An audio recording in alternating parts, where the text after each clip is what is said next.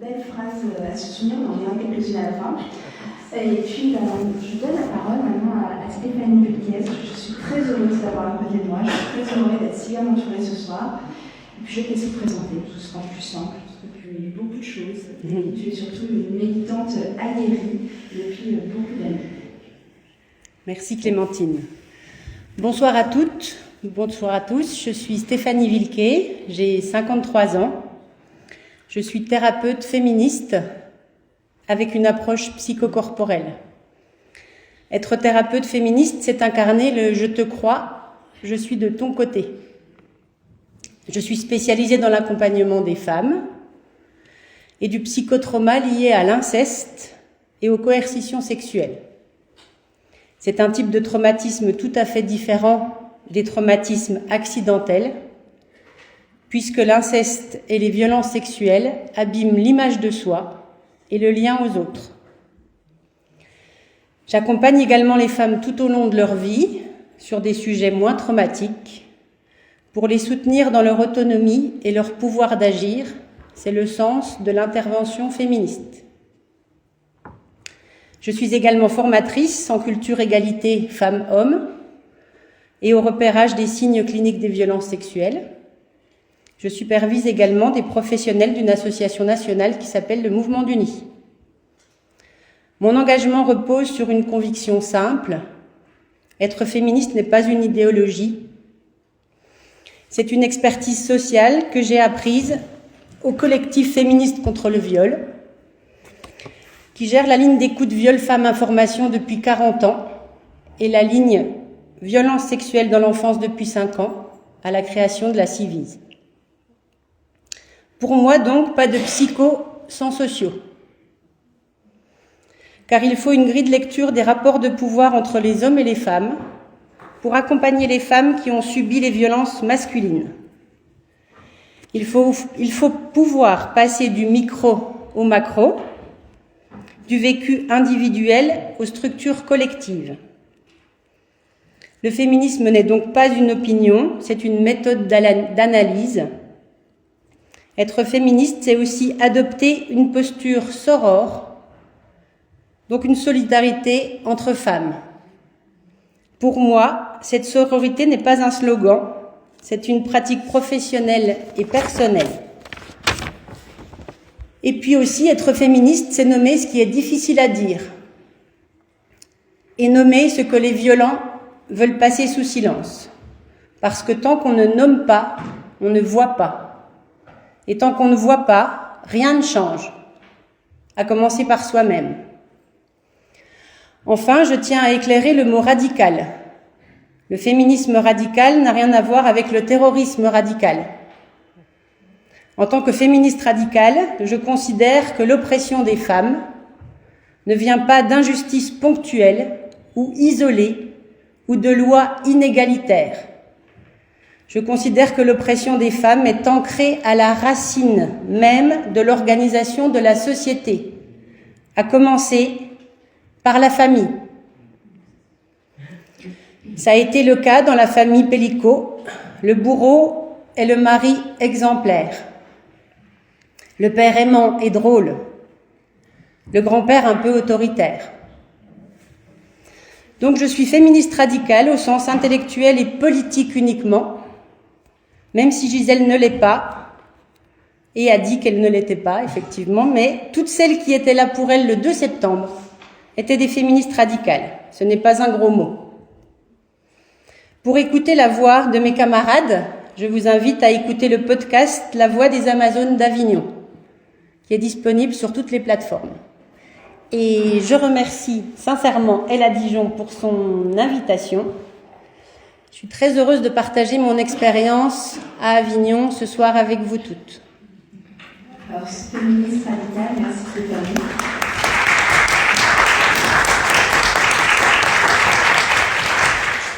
Tu l'as dit, c'est pas un gros mot, et tu l'as dit aussi, c'est souvent une stratégie de délivrement. C'est ça. Que de traiter les féministes radicales.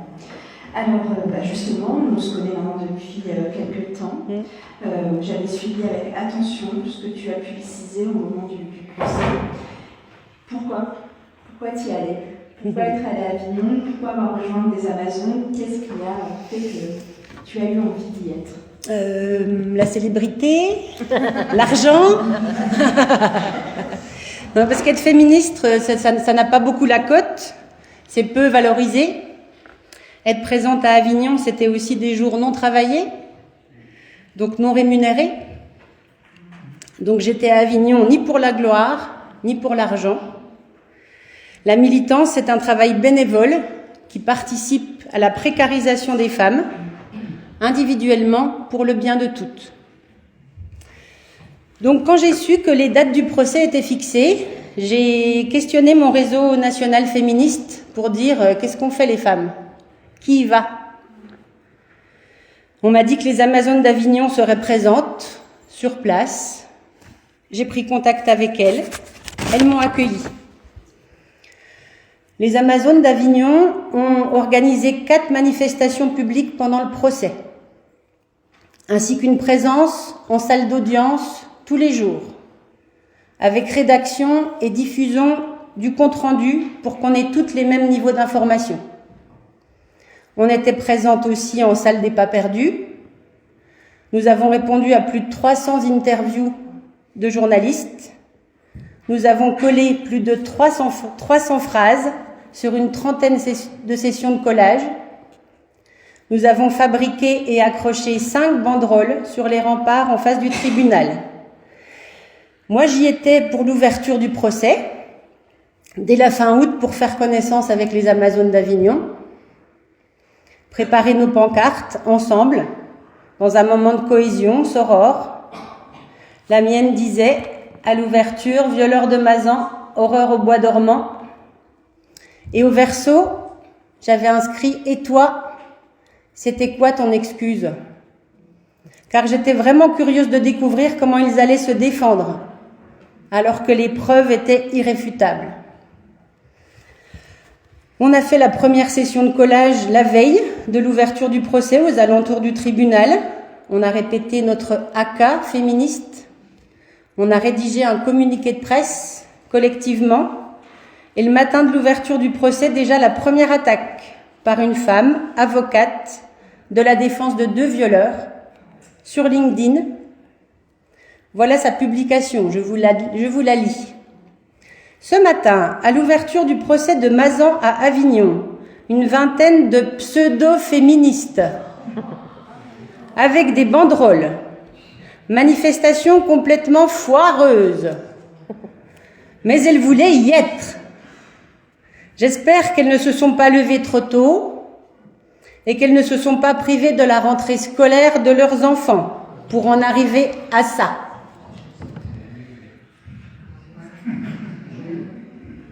Le ton était donné, les coupables, ce seraient encore les femmes, Gisèle, et les féministes. En 1945, en France, résister, c'était un acte héroïque, surtout quand on était un homme. En 2024, à Avignon, résister est toujours un acte de pauvre femme, d'hystérique ou de mère indigne. J'y étais ensuite plusieurs jours pour le 25 novembre. Je ne voyais pas d'autre endroit pour résister à la violence systémique masculine pour cette journée internationale. Ma pancarte répondait encore à l'actualité du procès. Au recto, demi-molle, pas demi-viol. Puisqu'un violeur se défendait de la pénétration car il bandait mou, ça compte moins. Au verso, Caroline, je te crois, car l'inceste a été le grand oublié du procès. Comme toujours, silence, l'inceste, on n'en parle pas. Les violeurs pratiquaient l'intimidation, ils nous prenaient en photo, nous faisaient des doigts d'honneur, nous reconnaissaient en ville, nous fixaient dans la file d'attente des toilettes. Une seule toilette mixte pour eux et pour nous. Donc on a fini par s'organiser, à y aller toujours à 2. Waouh! À la machine à café, c'était pareil. À la pause clope devant le tribunal, c'était pareil.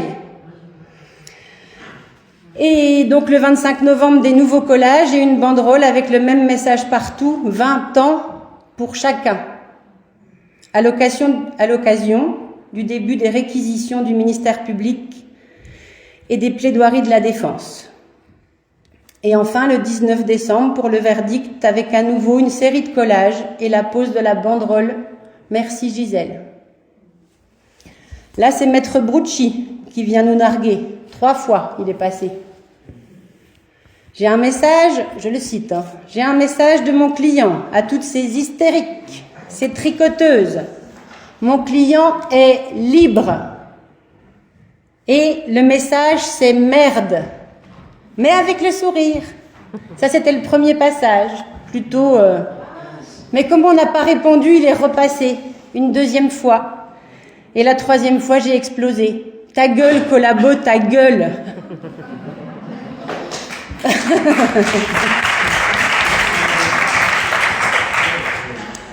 C'était tellement ignoble de venir nous narguer parce que son client ressortait libre après avoir violé l'une d'entre nous. Donc tu m'as posé la question, Clémentine, pourquoi j'y étais? Pour 3 raisons très simples. Premièrement, pour que Gisèle ne soit pas seule face à la meute. 45 avocats.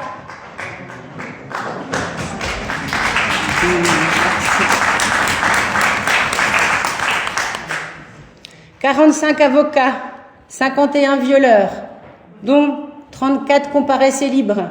32, pardon. Ils entraient et sortaient du tribunal par la même porte que Gisèle et la même porte que nous. Marion Dubreuil et tout le monde aussi, tout le public. Donc montrer à Gisèle, tu n'es pas seule, no estás sola, était pour moi une posture politique, féministe. Je sais que ça a compté pour Gisèle. Elle nous l'a dit en octobre 2025, lors d'une visio, à sa demande. Je t'en prie.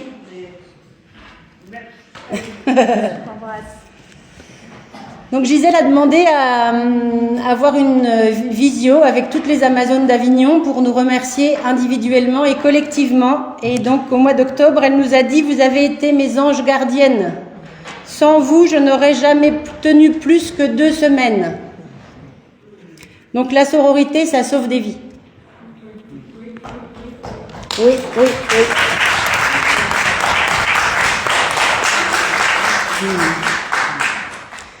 J'y étais aussi pour faire contrepoids face aux mots des violeurs. Eux étaient liés par la conviction de pouvoir plaider leur innocence et déterminés à contrôler le discours.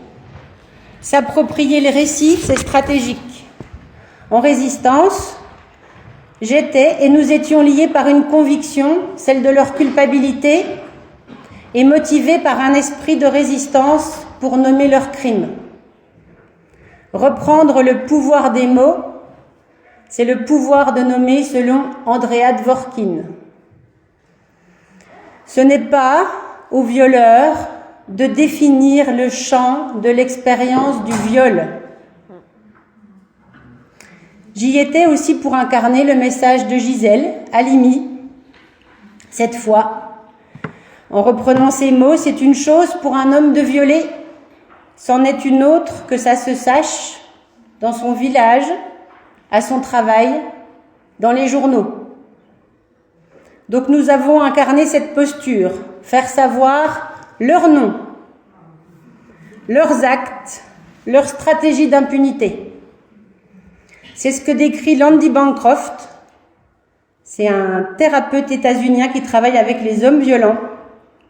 Quand on met un agresseur face à la réalité, ces tactiques apparaissent immédiatement. À Avignon, les avocats de la défense ont utilisé les tactiques des agresseurs. Minimisation. Il y a viol et viol. Inversion de la culpabilité.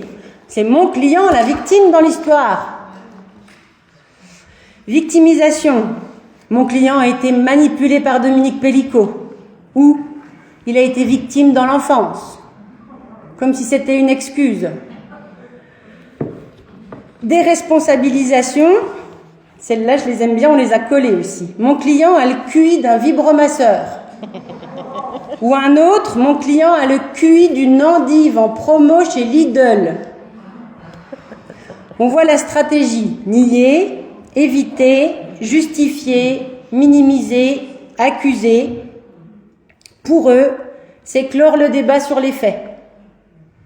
En tentant de ramener l'empathie sur le violeur, ou l'idiotie présupposée du violeur, qu'a le QI d'une endive, en semant le doute, car le doute doit toujours bénéficier à l'accusé en justice française.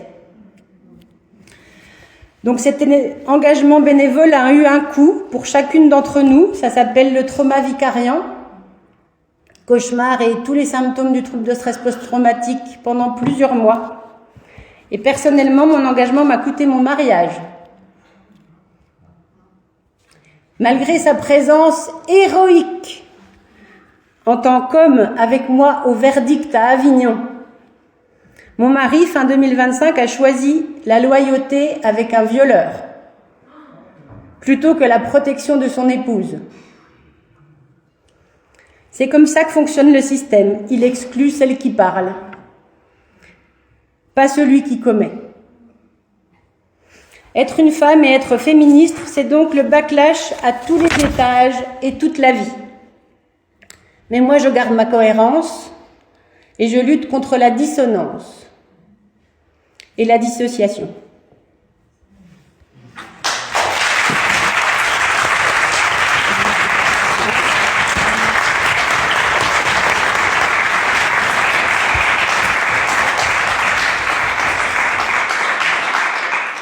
Alors, on a dit 51.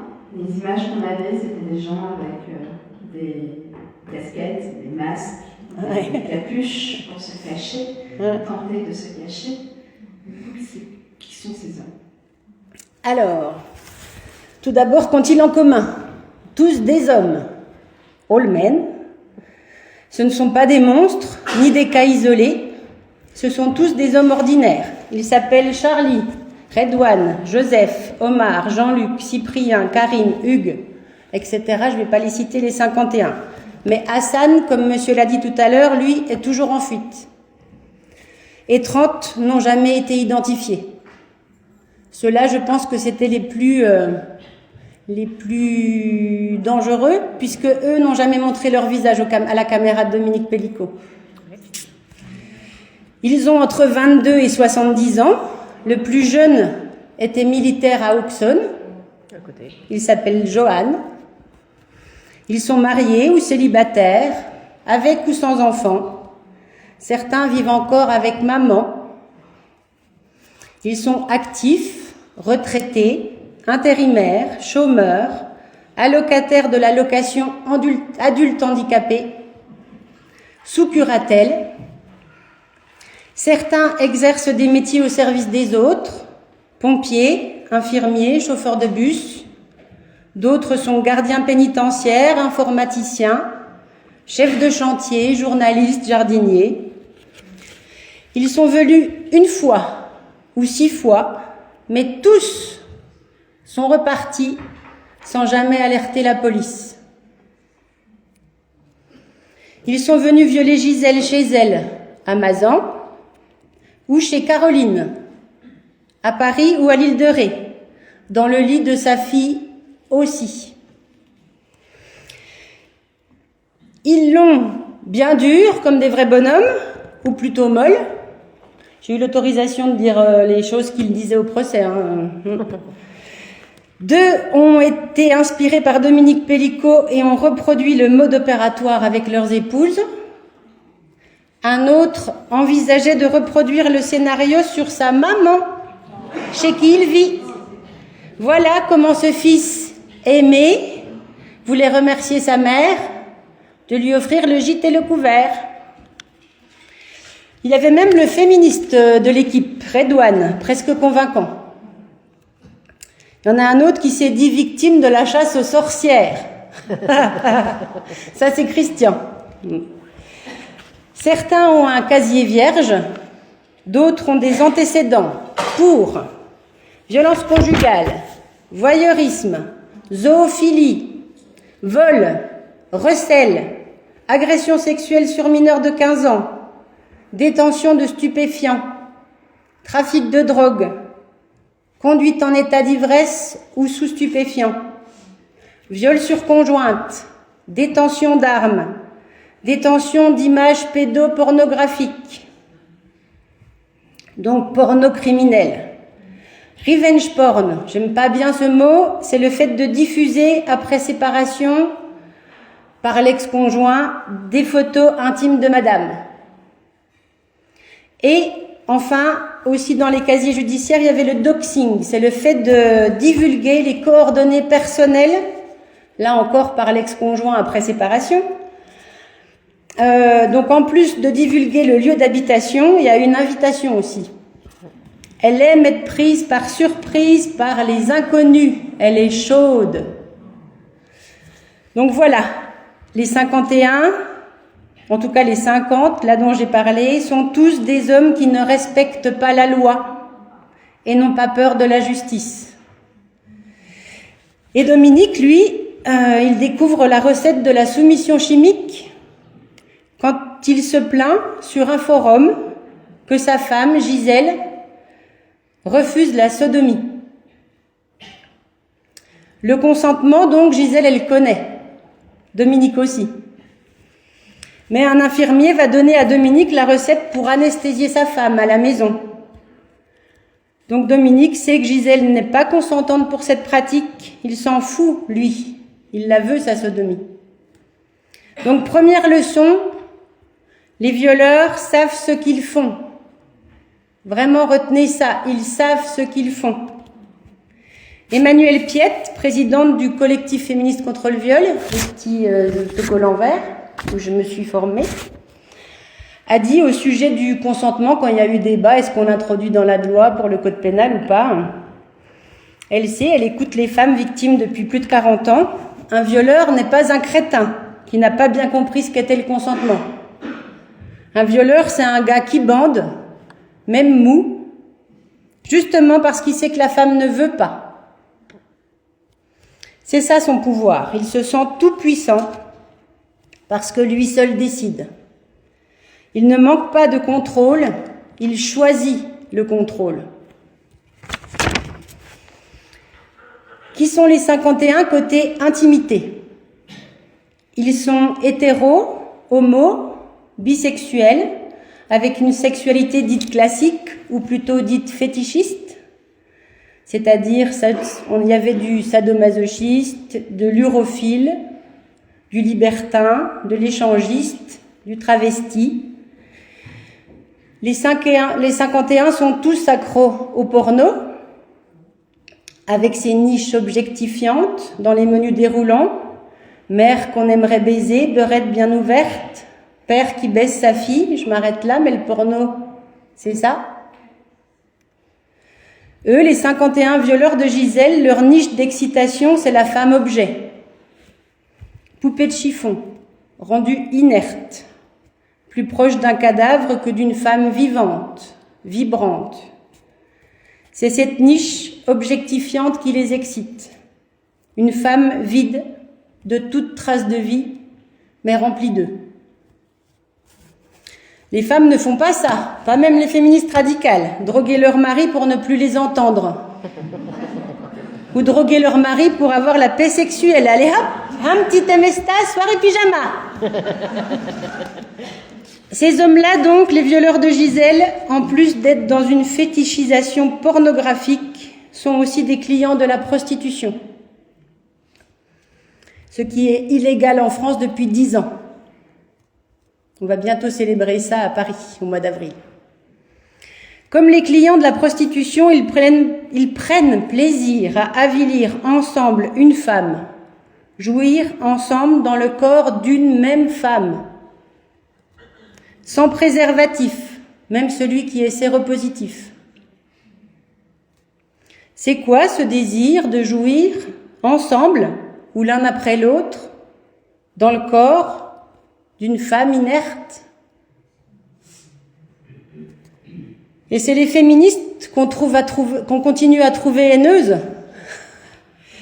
Être féministe, c'est se rassembler pour un projet de paix, pas de destruction, encore moins de domination. Le problème, c'est qu'il n'y a aucun test psychologique qui permet de repérer un violeur ou un homme violent. La criminologie est claire, la violence sexuelle n'est pas une pathologie, c'est un phénomène social. Leur point commun, le pouvoir. C'est ce que Bancroft encore appelle l'entitrement, le sentiment d'avoir le droit, tous les droits. Le viol ne vient donc pas de la frustration sexuelle ni de l'étourderie. Il vient des valeurs du violeur. Le viol est un crime de domination. Le consentement, ils connaissent, mais ils s'en foutent. Ce n'est pas manquer de contrôle, c'est choisir le contrôle. Dans ce que tu dis là aussi, sur le fait que ce n'est ni de la frustration, ni de l'étourderie, sur la frustration, il y a même des épouses qui se sont excusées auprès de Gisèle Pellicot car elles n'offraient pas assez à leur mari. C'était affreux, c'est pour ça que Dominique Pellicot que leur mari était venu violer avec Dominique Pellicot. Donc on parle de la charge de la culpabilité toujours portée ici par les femmes et l'inversion totale de la culpabilité, mais qui était aussi liée à la manière, à la tenue du procès. Oui, parce que c'est le président Arata qui a questionné toutes les femmes, toutes les épouses, conjointes ou ex-conjointes des 50. Le président Arata les a questionnées sur leur intimité, sexualité. Est-ce que le devoir conjugal était respecté ou pas Donc non, il y a une femme effectivement à un moment donné qui s'est écroulée en larmes, qui s'est tournée vers Gisèle et qui lui a dit « Je suis désolée madame, c'est à cause de moi que mon mari vous a violée. » Oui. Sachant que le devoir conjugal a été aboli dans la loi. Oui, c'est ça. Il n'est plus dans la loi, mais c'est très récent. Alors, c'est un sujet lourd, on l'a dit, on lira un peu punchline, ça vous donnera le sourire, mais surtout on voulait, après Mazan, ce que l'on peut plus taire, et surtout après Mazan, qu'est-ce qu'on peut faire maintenant, aujourd'hui, un jour espérer qu'il n'y ait plus de viol, de cet environnement encore plus, on fait tout. Donc déjà, ce qui est important de dire, c'est que la question n'est plus est-ce que ça existe ? La question, c'est qu'est-ce qu'on fait maintenant qu'on sait tout ça. Donc voilà, moi j'ai des propositions pour tout le monde. D'abord, tout va bien, personne n'est blessé. Tout va bien. Donc on oublie le viol du cinéma, spectaculaire, par un inconnu, armé, avec une femme qui crie. C'était comme ça dans les films, quand même, souvent. Le viol, c'est souvent silencieux. Il n'y a pas d'armes. Il n'y a pas de cri, il n'y a pas de lutte. C'est commis dans un domicile, celui de madame ou celui de monsieur, dans la majorité des cas. On oublie aussi la bonne victime, respectable, digne, calme, sans colère, sans sexualité, surtout décomplexée. La bonne victime, irréprochable, la sainte. C'est d'ailleurs comme ça que Dominique Pellicot parlait de Gisèle, souvent. Absolument toutes les femmes peuvent être victimes de viol, même les féministes. Les lesbiennes aussi. Les actrices porno aussi. D'ailleurs, les 2 prochains procès historiques seront les procès dits Jackie et Michel et French Bukake. Je soutiendrai encore les femmes victimes, elles en auront besoin, car elles seront jugées coupables par l'opinion publique, la presse, les avocats de la défense, par toutes les personnes qui ne verront en elles que des filles qui l'ont bien cherché, qui n'ont pas de valeur ou qui n'ont pas droit au respect puisqu'elles auraient choisi elles-mêmes de ne pas se respecter. Je les soutiendrai non pas parce que les faits sont différents, mais parce que le regard social sera différent.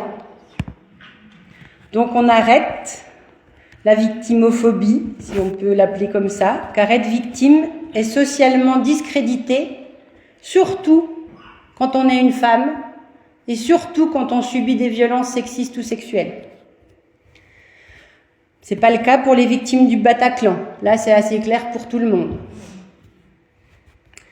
Mais il s'agit de viol, d'inceste, de coercition sexuelle. Alors on entend, elle joue sa victime.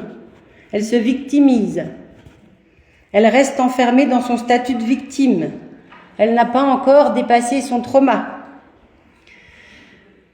Et quand les violeurs se disent victimes, dans l'enfance, ou de Dominique Pellicot, là ça passe.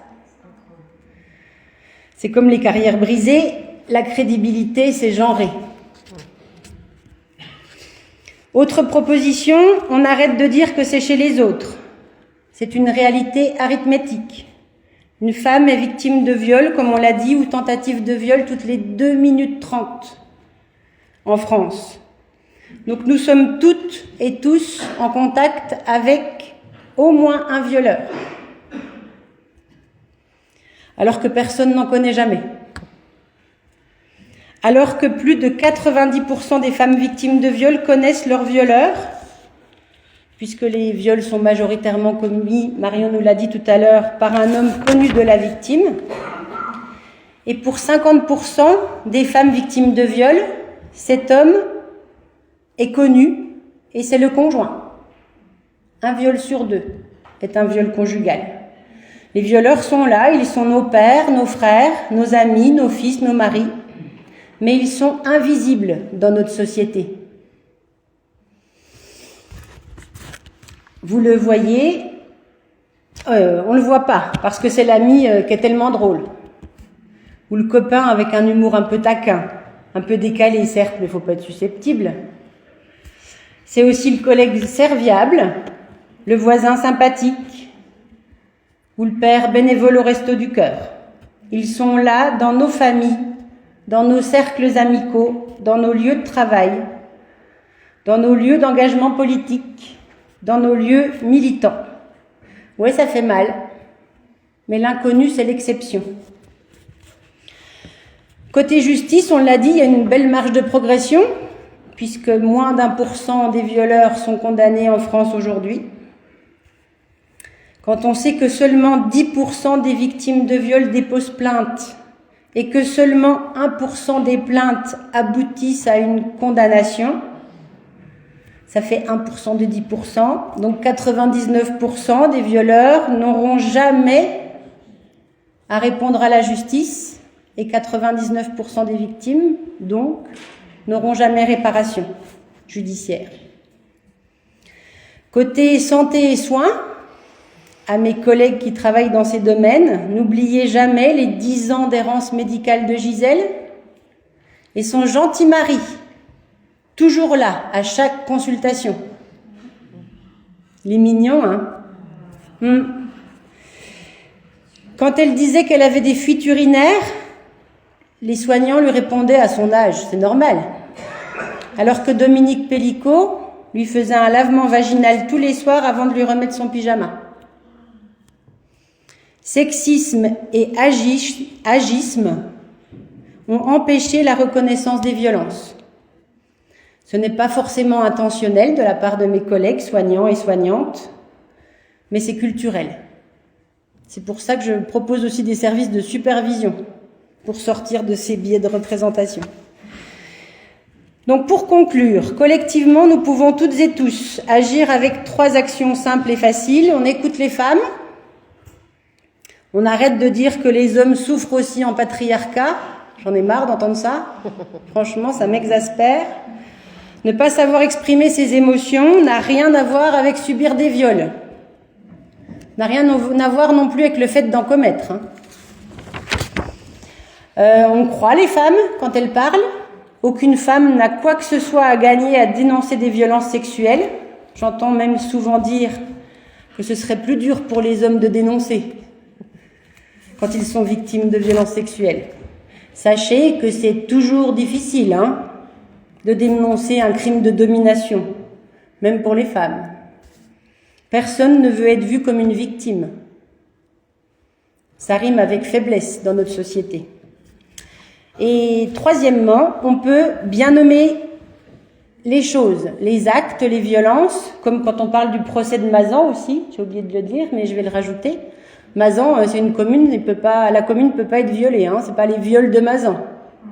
C'est au mieux le procès des viols de Gisèle, ou des violeurs de Gisèle, c'est encore mieux. De bien nommer les choses, c'est important de laisser entendre. C'est comme Bernadette a été violée par Michel, Bernadette a été violée, Bernadette s'est fait violer. Michel, il est disparu de l'équation et c'est elle qui aurait agi quelque chose comme d'être allée se faire couper les cheveux. Elle s'est fait couper les cheveux, elle s'est fait violer. Donc bien nommer les actes, on arrête avec les attouchements, le touche-pipi, ça n'existe pas. Les agressions sexuelles, le viol et l'inceste, si.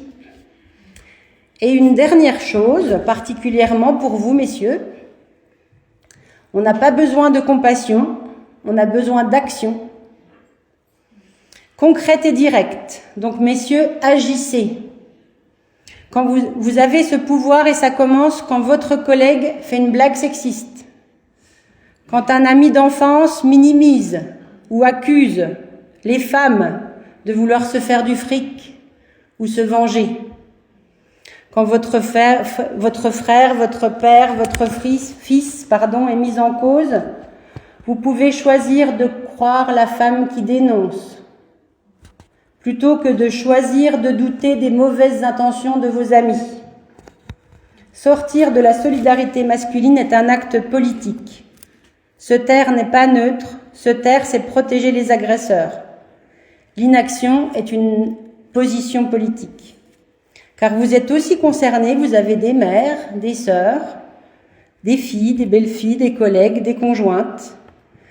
D'ailleurs, messieurs, je vous invite à venir me voir à la fin, sans prendre la place des femmes, bien sûr, que j'écouterai en priorité, pour vous engager et signer le manifeste Zéro Macho. Et puis, à vous, mesdames, vous l'avez entendu, résister à un prix, et encore plus pour les féministes, isolement, ostracisation, rupture, précarité. Je vais souffler 2 secondes.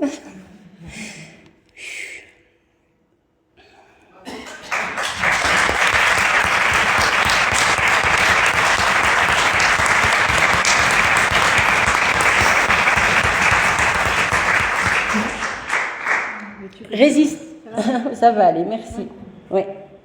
Résister à provoquer des ruptures dans ma vie de couple, je vous l'ai dit un peu plus tôt, mais ça m'a coûté aussi des amitiés, des soutiens et des liens importants, y compris parce que les Amazones d'Avignon ne seraient pas des bonnes féministes.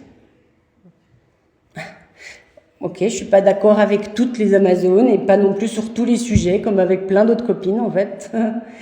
Mais nous étions ensemble face aux violeurs de Gisèle et je respecte ça. Pas de discorde entre nous, mesdames. Et encore moins au sujet des hommes. Défendre les hommes au détriment des femmes, c'est pas féministe. Donc je terminerai enfin par ceci. Derrière le nom de Gisèle, il y a des millions de femmes dont on ne connaîtra jamais le nom. Si je parle aujourd'hui, c'est aussi et surtout pour elles. Si l'affaire des violeurs de Gisèle Pelicot nous a appris quelque chose, ce n'est pas seulement que les violeurs existent. Nous le savions déjà. Ce que cette affaire révèle, c'est autre chose, c'est que les violeurs ne tiennent pas tout seuls dans notre société. Ils tiennent grâce au doute, ils tiennent grâce au silence, ils tiennent grâce aux loyautés familiales, amicales, politiques, économiques et plein d'autres. Ils tiennent grâce aux institutions qui manquent de moyens et ne sont pas assez formées sur les sujets des violences. Le problème, c'est pas seulement les 51 violeurs. Le problème, c'est le système qui rend le viol possible. C'est cela que le féministe radical nomme depuis des décennies. Le patriarcat, c'est la racine de l'oppression. Dans toutes les structures, à commencer par la famille. Ce système où la domination des femmes n'est pas un accident, mais une organisation sociale qui existe depuis des siècles et des siècles. Et tant que cette racine ne sera pas attaquée, même si 1% seulement des violeurs sont condamnés, Les procès continueront, les victimes continueront à parler comme elles le faisaient toujours et même avant MeToo, hein. Et les violeurs continueront à compter sur notre silence et notre complicité. Alors la question n'est pas « êtes-vous d'accord avec les féministes ?» et pas non plus avec moi ce soir. La vraie question, c'est de quel côté de l'histoire choisissez-vous d'être? Moi, j'ai choisi. Et vous?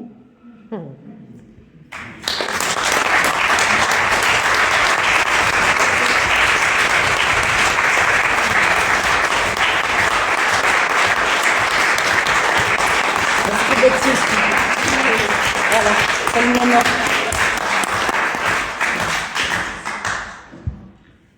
Merci pour la force du récit, pour la justesse, pour les tripes sur la table aussi. On a besoin, en fait, de courage. On a besoin de se fédérer aussi. Et merci beaucoup pour ce soir. Merci aussi Marion. Alors on l'a dit, hein, c'est pas un sujet léger, on le savait a priori, on se met là-dessus.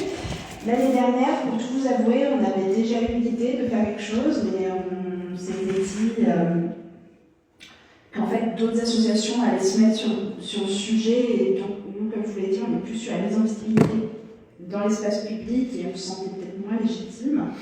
Et puis cette année, j'ai demandé à Kidine, et puis elle a trouvé l'idée chouette, donc on a dit bon, bah, on y va, on n'est peut-être pas les plus légitimes, mais on sait en parler aussi. Donc c'est pour ça que ce soir on a fait cette soirée, et je vous remercie d'avoir été si nombreux. Et je voudrais finir avec nos punchlines quand même. Non c'est non, l'élégance contre l'indignité, non au sexe sans oui. Soutien aux femmes par les femmes, l'union fait la force. On ne naît pas forte, on le devient en refusant de plier. Féminisme, théorie extrémiste qui considère les femmes comme des êtres humains. Ah mon Dieu! Et non, c'est non. Voilà. Merci beaucoup.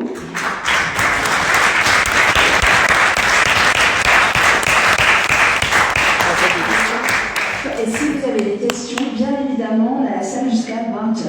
Donc voilà, Annie, je t'en prie.